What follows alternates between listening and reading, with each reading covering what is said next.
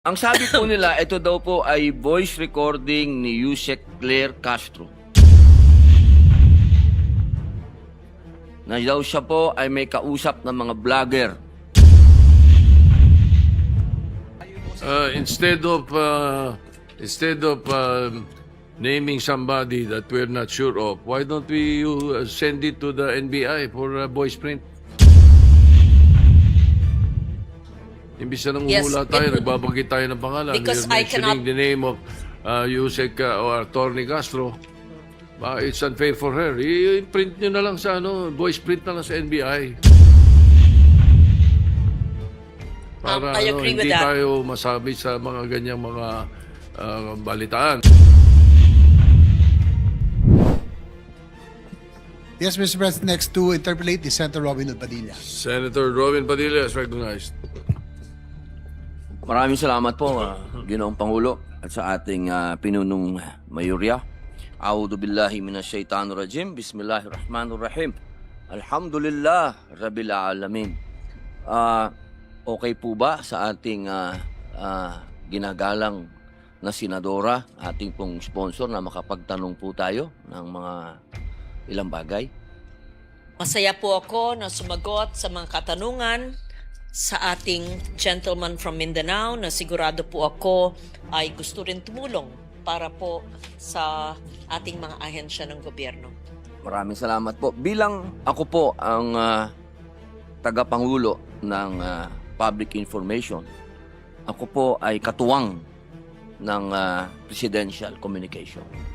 Tayo pong dalawa ay magkapartner dahil sinasaad po ng saligang batas na walang mga pinakamakapangyarihan kung hindi ang makapagbigay ng tamang impormasyon sa taong bayan. Yan po ay nasa konstitusyon. At ako po ay nandirito sa harapan po ninyo upang makatulong po ninyo. Hindi po ako para banatan o silipin o anuman ang patungkol sa Presidential Commission. Kaya ako po ay nakasuporta sa inyong budget. Ako po ay isa sa mga tagapagtanggol po ninyo kapag may kinalaman po sa pulisiya. Ako po ay kailanman ay hindi na personal. Lahat po ng issue ko ay politikal. Hindi po ako kabilang sa mga bumabanat nang walang masasabi po nating mga naninira. Hindi po ako yon. Una ko pong gustong sabihin ay patungkol po dito. Meron pong mga bagay na gusto ko pong linawin galing po sa PICO dahil dapat po sa inyo ang unang-unang pinanggagalingan ng tamang balita. At ako naman po, kapag tama yung balita, ako po mismo ang nagpapalawak nito sa pamamagitan po ng social media ko at sa aking mga kasama. Ito pong mga nakaraang linggo, meron pong mga lumalabas katulad po noong nangyari doon po sa ating dalawang kalihim. Meron po tayong dalawang kalihim na nag-anunsyo. Ang sinabi po ng PICO na nagbitiw ang dalawang opisyal nito at tinanggap ng Pangulo. Ngunit, dininay po ito nung ating executive secretary nung sinabi niya na hindi naman daw siya nag-resign. Sinabi po sa kanya na meron daw tumawag sa kanya at siya ay sinabing bumaba na. Ito po yung mga ganitong mga ganap ang hindi po nakakatulong para sa atin. Sapagkat nako-confuse po ang tao. Opo. Bilang kayo po ang pamantayan at kayo po ang pinanggagalingan ng mga impormasyon, ano po ang pwedeng gawin ng PICO upang maiwasan po yung mga ganitong klaseng maling pahayag? I agree with you, Mr. President. Messaging is so important. Disinformation, misinformation, inaccuracy, lost in translation confuses the people. Even if you have good intentions, if you said it wrong, or if you intentionally meant to confuse, then that is wrong. And so, there must be clear source of messaging. Isa lang ang gagawa ng mensahe. Hindi pwedeng iba, hindi naman pwedeng nagsasalita, may balita na hindi na-vet, na hindi na-verify, na hindi nako-confirm. Hindi pwede yung akala, hindi pwede yung hindi alam, hindi pwede hindi nag-uusap. Now, per the specific instance that you're mentioning, why was there a miscommunication? I would just surmise, I'm not even asking the agency, that probably there was no clear coordination. Bakit ba?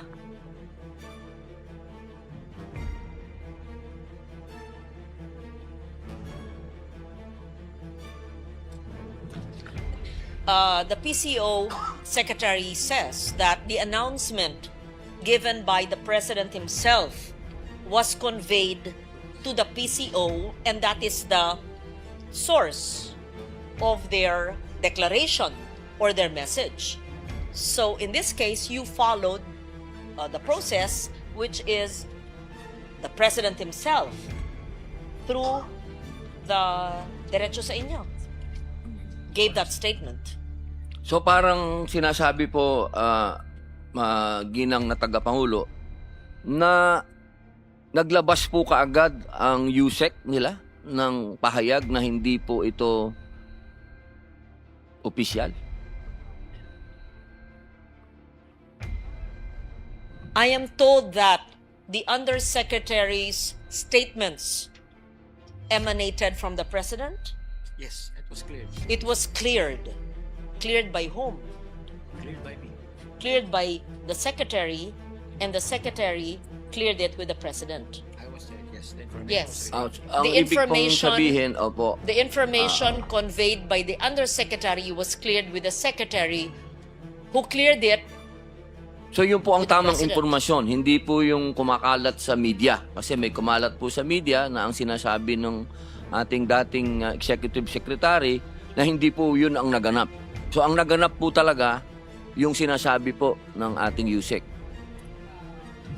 Again, Yun po ang para alam po natin Okay. kung ano talaga yung Maliwanag. statement. Opo. Again, because this will go down in history, ha? Tas ako nagde-defend ng budget, ha? Opo. Hindi po ako privy sa sinasabi po nila.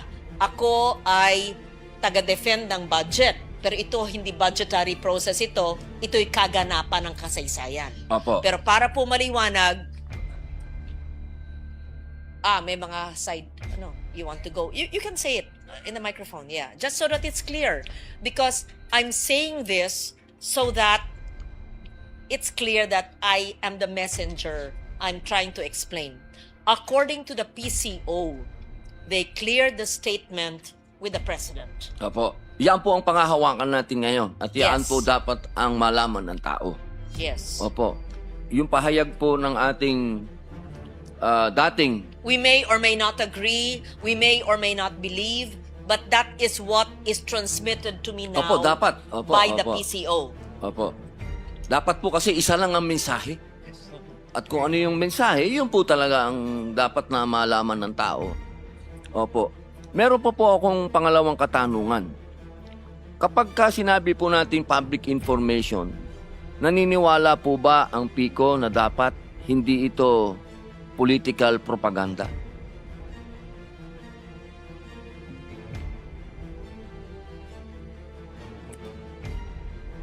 Ang public information po dapat hindi political propaganda. Dapat po ay katotohanan, di ba po? Dapat. News dissemination must be based on truth. Opo, kahit Yes. walang pinoproteksyonan na kahit na sino. Mali o tama, dapat public truth. information The truth. malaman Yes. ng katotohanan. Yes, sir. Opo. Meron po tayong katanungan na nakakagulo rin po. Kanina tinanong na po ito ni Senator Raffy. Katunayan, paglakad po niya doon, sinundan ko siya sa lounge. Sinabi ko sa kanya, "Boss, ba't hindi mo pa tinuloy tinanong mo na eh. Yung patungkol po sa mga troll, ito po kasi ay kalat na kalat.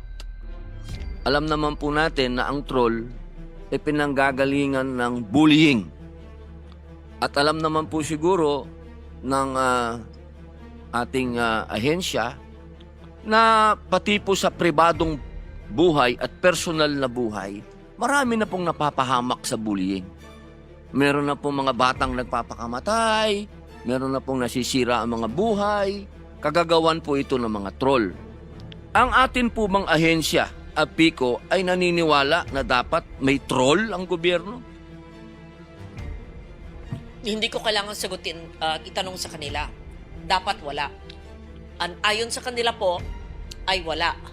Pero actually, ito talaga bang wala? Sa mga resources na binibigay sa inyo, malay naman namin na wala. Kasi yan ang kalakaran. I mean, I'm speaking for myself. I mean, Opo. of course, the official statement. Again, I'm defending their budget. And I'm only saying this based on what is transmitted to me. But, not that I don't believe you, Secretary, but because it happens in real life, we don't know. So, I am told they do Nawala not have po. trolls. Opo. I am told they do not use government funds for fake news and trolls. All But organic supporters.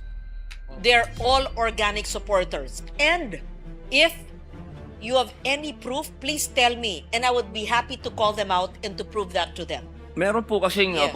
maraming salamat po, ginang tagapangulo. Meron po kasing lumabas na voice recording, kung pwede po natin mapanood, para sa inyo po manggaling kung totoo ito, o ito ay AIO, o ito'y kagagawan lang ng mga ibang taong gustong manira. Pwede po natin mapakinggan. Habang wala pa po, ako po ay merong final na bill kasi. Ang tawag po natin dito ay Anti-Troll Farm Act. Kung pagbabasihan po natin yung sinabi ng ating mahal na senadora na ang gobyerno ay hindi dapat kinukonsinti ang troll farm, maaari po ba nating malaman kung Ayan na po. Humingi ka na naman ng dagdag. Puro palpak naman yung mga vlogger mo. Pasensya na, madam. Ginagawa naman po namin lahat yung mga script na pino-forward sa amin eh. Sinunod naman po namin. Puro nga kayo palpak eh. Puro kayo hingi ng budget, wala naman nangyayari. Ilan ba hawak mo na class A? Wala po akong hawak na class A. Puro class D lang po. 20 na troll. Sino yan? Yung grupo po ni Madarahog, kasama sila Rosalinda at taga Bukid. Yan ba yung matandang mukhang gorilla na puro live ang pinagagawa? Yes po, madam. Sila din po yung humingi ng dagdag sa budget nila weekly. Talagang kapos Hindi na kami magdadagdag. Puro naman walang kwentang ginagawa ng mga yan. At puro kayo kabubuhan sa totoo lang. Puro kayo palpak. Ang sakit naman magsalita, madam. Masakit ba? O masakit na ang bulit natin? Sa totoo lang, nag-aabono na nga ako sa wala akong pera. Dahil sa kahingin nito si Madarahog. Wala akong pakialam at problema mo yan. Napakabobo ng mga kinuha mo. Ay, nagsasawa na rin po ako, madam. Ganito na lang. I resign. Starting today. And remind lang po kita, record din to pag-uusap natin. Shit. Pinatayan ako. Ayon po sa mga pwede niyo pong sabihin hindi sa inyo galing ito Opo. Hindi ko po sinasabing sa inyo galing ito. Opo. Ang sinasabi lang po nila, ito daw po ay boses ng USEC. Sa totoo lamang po ba? Sino po ba ito? I have no idea. I was about to ask you, Opo. who is it supposed to be? Can you please state on the record? Ang sabi po nila, ito daw po ay voice recording ni USEC Claire Castro. Na daw siya po ay may kausap ng mga vlogger.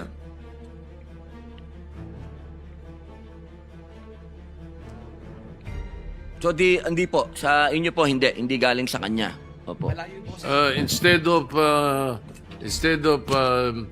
naming somebody that we're not sure of, why don't we send it to the NBI for voice print?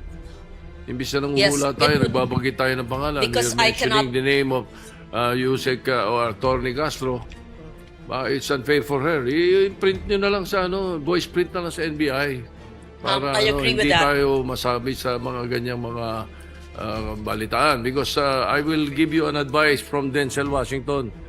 Sabi niya, if you don't listen to the news, you're uninformed. If you listen to the news, you're misinformed. Ay, ganun lang. But Mr. President, I would just like to correct that. When I was in the news, it was the correct information. I worked very hard to validate all the news that I did, at least during my time. But regarding the request of Your Honor, Senator Padilla, I would not be in a position to ascertain the authenticity of the voice, and I would recommend the suggestion of the Senate President to please give that tape recording to the NBI for authenticity. Opo. And therefore, Saka, we leave it at that. the voice print and the authenticity of the recording kasi madaling i-splicein ngayon yan. Yes. Madaling Yes. So gawin I yan, would not say it's true. I would not say it's AI. Let the experts determine that. Opo, opo. Kaya po natin tinatanong po yung ating tiga Pico kung may alam po sila dito. Sasagimin lang mo naman nila kung oo o hindi. Yun lamang naman po. Opo. So kung meron pong kumpirmasyon na hindi po sa inyo galing ito, meron din po tayo kasing isang video na inaamin po ng ating Pangulo na merong troll. Pwede po bang papalabas po natin yon? 2016 pa malayo pa tayo. Nag-start talaga ito dahil noong 2016 nagpo-protesta tayo, wala tayong makuha na oras sa ABS, wala tayong makuha sa Channel 7, wala tayong makuha sa Inquirer, wala tayong makuha sa Philstar, pinapanak-panatan tayo ng Rappler. Sabi ko, the only option that we have is social media. Kaya June kami nag-concentrate. Kaya nag-hire ako ng libo-libo na troll army. Ipapakilala ko sa inyo ang ating... So, yun lamang po. Uli, tatanungin ko po kayo. Wala, ito po, pwede natin paimbestigahan ulit ito kung gusto po ninyo. Kung ito ay galing talaga sa tunay o ito po ay gawa-gawa lang ng AI o ano. Tanong lang po uli. I would like to inform you that that was a joke. He meant a joke because tinitira siya ng mga troll noon. So ang ginawa niya, kunwari mayroon siya sariling troll. But I assure you that because I know it for a fact. But anyway, you go ahead with your question. Apo. So ito po, tanong lang po uli. Kung joke man po ito o hindi, kayo po ba sasabihin niyo uli sa amin at naririnig po ng taong bayan na wala kayong troll sa gobyerno? Yun lang po ang kailangan natin linawin. Opo. So, babalikan ko po kayo. Kung wala pong troll ang gobyerno, inaasahan ko po ba na itong ating bill na Senate Bill number 1490, ang Anti-Troll Farm Act, ay susuportahan ng Pico? That is against fake news, and I would like to study it and enhance it further, and even join Your Honor as co-author. And I would like to ask the PCO. Dave Gomez was a newsman, really respected newsman. Kilala ko po si Boss. Veterano. So, supportahan natin yan. Yes. Yun lamang po ang gusto nating ipunto. Dahil kung ang nagagamit po itong mga gumagawa ng mga fake news ay ang gobyerno, paano pa hindi taga-gobyerno? Yun lang naman po ang punto natin. Kung nagagamit nila yung boses, sasabihin nilang Yusek yun, at ilalabas nila pa ang Pangulo natin, paano pa yung ibang tao? So kailangan po natin talaga itong bill na ito. Hindi po ako nandito para mamulitika. Tandaan po ninyo, kahit tingnan nyo po ang records ko, kahit kailan hindi ko po binanata ng presidente ng personal. Kung meron mo po akong sinasabi, polisiya at politika. Opo. Meron po pong uli. Yung pong fact-finding mechanism ng PICO, meron po ba kayong sarili ng, kumbaga, grupo na gumagawa po nito para po sa fake news? Kasi naalala ko po, yung unang hearing ko po ng public information, nangako po sila sa akin na gagawa sila ng task force na hahawak ng paghahanap ng fake news. Gusto ko lamang pong tanungin kung nagawa ba yung task force na yun.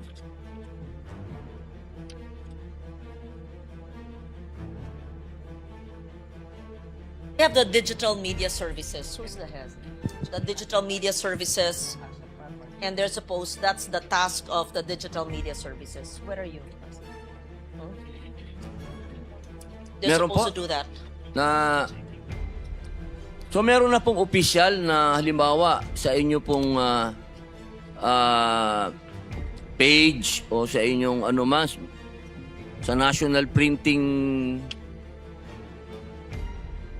Kasi minsan po pati yung fact-checking ng ibang media outlet political eh. Oo, baka po pwede Mr. galing na President. talaga mismo sa PICO. Yeah. Opo. Yes, actually, Mr. President, each bureau under, whether you're PIA, whether you're in radio, everybody should, it is the responsibility of every media practitioner to do fact-checking. To have a group for fact-checking. Nung panahon namin, walang ganun. Kasi kami nag-fact-check. If you're a journalist worth your salt, you should know your sources. You should stand on the truth. You should verify it not once, not twice. Wala pang Wikipedia at Google ng panahon ko eh. Aalamin ko, and I will stand on the news that I deliver, that I produce, and that I write.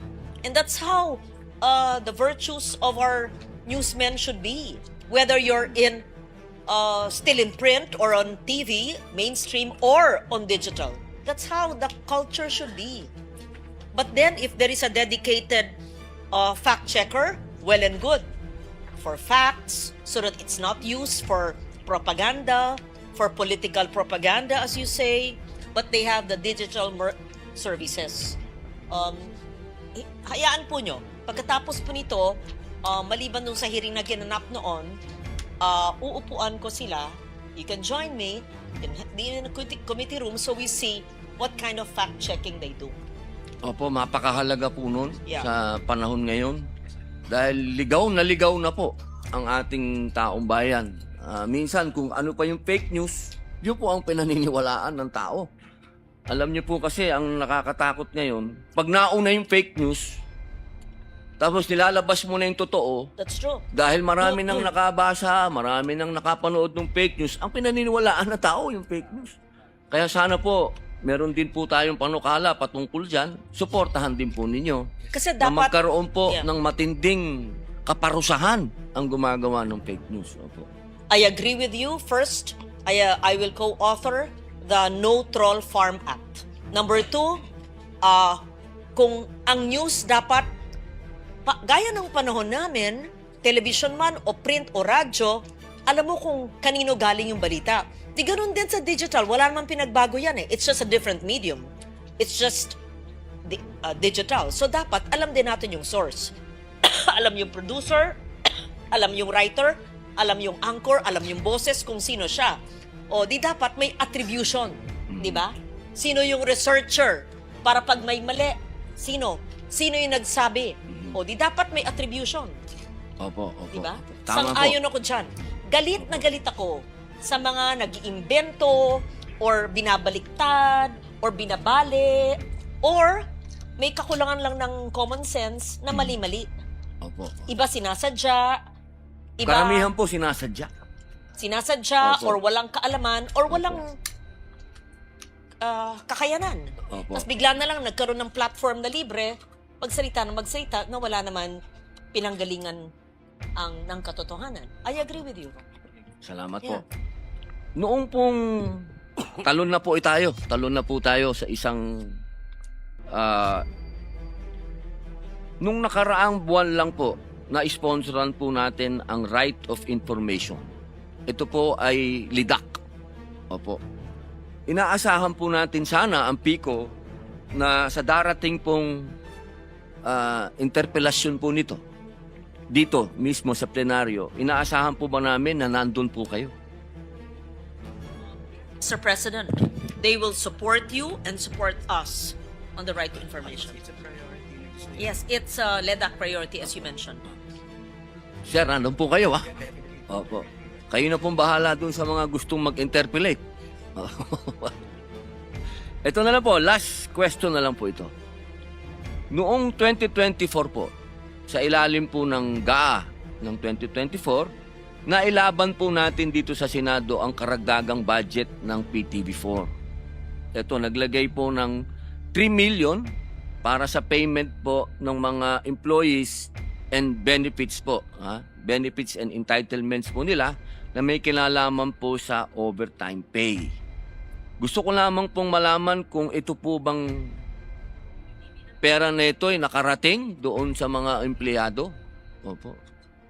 Yun lang po. Last question na po yun. Kung Thank ito you po for ba that. may napuntahan, yung 3 That- million. Thank you so much for that. We will add that to what they will liquidate from the billions that were given in 2015 to the 3 million given last year. I appreciate, ha? Nagamit daw. Hindi, resibo. Nagamit daw. Pero humingi ako resibo. So, they will give, Your Honor, a list of all the amendments that we have given since 2015, even before their term. Yun po. Okay. Yes. Yung napakagandang balita po niyan. Dahil yun lang po yung, alam nyo, kahit na sa larangan po ng pag-aartista, kilala ko rin po yung mga nasa news, kilala ko rin po. Parang isang pamilya lang po kami. Alam niya naman yan, sir. Tayo. Kaya kung ano yung nararamdaman ng mga yun, nararamdaman din natin. Kaya maraming salamat po. Yun lamang po, Ginoong Tagapangulo. Maraming salamat po. Mali bang malaman yung bill number na sinasabi ni Senator Padilla? Opo. Senate Bill number 1490 po. 1490 po. 1490. Opo. It's a good. That's good, ano? Pero I have a better idea. Why don't you also support Senate Bill 191? Na mas nauna, it is the Anti-False Content and Anti-Fake News Act, which I filed July 7, 2025. Isama nyo rin yan sa priority ninyo. Opo, opo. Ito magiging encompassing yun at mas sapul yung mga fake news. Dahil dito sa hall na to, ako pinakamatinding biktima ng fake news. Mr. President, Mula nung araw hanggang ngayon. Mr. President, I would love to prioritize that and I would include the troll farms. Kasi yung troll farms, parte na yan ng fake news eh. So, yung paano ko lang mataas sa binanggit ni Senate President, pwedeng isa lang pasa natin, isama na natin, subsume natin yung kontra troll farm. Kasi yung mga troll farm, parte yan ng fake news network. Diba? Sila po yung So, nagpapakalat. Yes, so I would be very, very happy if that anti-fake news bill could be heard and we could enact it into law. We should concentrate on that, the fake news, fake content, gano'n. Yes. Kasi we keep on saying troll farms. Pwedeng lahat ng sumusuporta sa'yo, pwedeng tawaging troll eh. Pwede rin lahat ng magandang bagay na ginawa mo, ikakalat ng troll farm kung meron man troll farm So, hindi ibig sabihin masama yung salitang troll. Depende sa paggamit. Therefore, ang concentration is fake news, false content. Yun ang concentration. And whether the troll is good or bad, as I said, dyan makikita natin dyan, 20 sa laman na sinasabi nitong mga nasa social media na to. Hindi po ba? I agree with you. I will Alright. study both measures and I believe that those two bills are in your committee, Mr. President. So I would be supportive of enacting those bills. And as I said, mula nung kabataan ko, ako'y advocate ng totoong balita at ang kinalakihan ko po na hanggang ngayon, yun ang aking kultura. Tumanda na po sa balita ay importante, we stand on the truth. Huwag linilihis, huwag nang iimbento, huwag gamitin ang kamangmangan. Yun lang po. Maraming Thank you. salamat po. Thank you, Maraming Mr. salamat. President.